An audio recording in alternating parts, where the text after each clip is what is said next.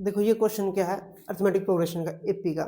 इसने क्या दिया है, what the which term of the arithmetic progression is, ये प्रोग्रेशन दे रखी है 7 8 13 18 इज 78।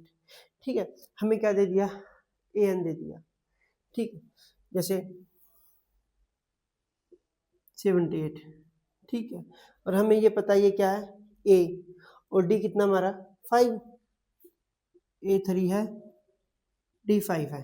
ठीक है, ये आपको पेपर पे नहीं लिखना, एग्जाम में नहीं लिखना, ये सिर्फ माइंड में रहना है। ठीक है, मैं आपको एक्सप्लेन करने के लिए लिख रहा हूँ। ठीक है, इसके बाद देखो क्या होता है, ए एन इक्वल टू क्या होता है, ए प्लस में एन माइनस वन इंटू में डी। ये फॉर्मूला पेपर में नहीं लिखना, पेपर में सिर्फ इंप्लीमेंट कर देना डायरेक्ट। ठीक है, ये 78, ए कितना हमारा 3 प्लस में एन माइनस वन इंटू में डी कितना 5। पेपर में सिर्फ ये लाइन लिखनी डायरेक्ट। ठीक है, ये सब माइंड का थ्योरेटिकली आपको एक्सप्लेनेशन के लिए लिख रहा हूँ मैं। ठीक है, आपको समझाने के लिए। ठीक है, यहाँ पर ये 3 माइनस वन कितना क्या 75, और N minus one equal to यहाँ पर कितना माइनस वन इंटू में 5 है ना, क्योंकि मेरे डी की वैल्यू 5 है ना, तो 5 से इसको डिवाइड करेंगे कितना आएगा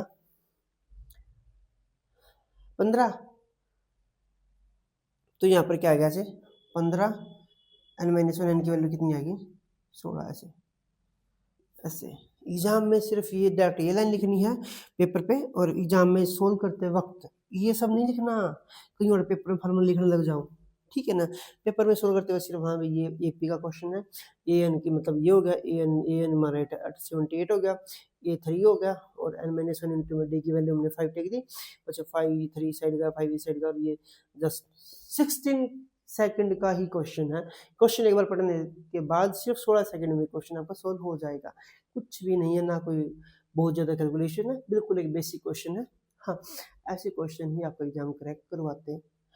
60 क्वेश्चन आपके आते हैं, 60 क्वेश्चन में से अगर आप ये 40-50 क्वेश्चन जो आसान आसान से उनको सही अच्छे से कर देंगे तो यहीं से आपका पेपर क्लियर हो जाता है।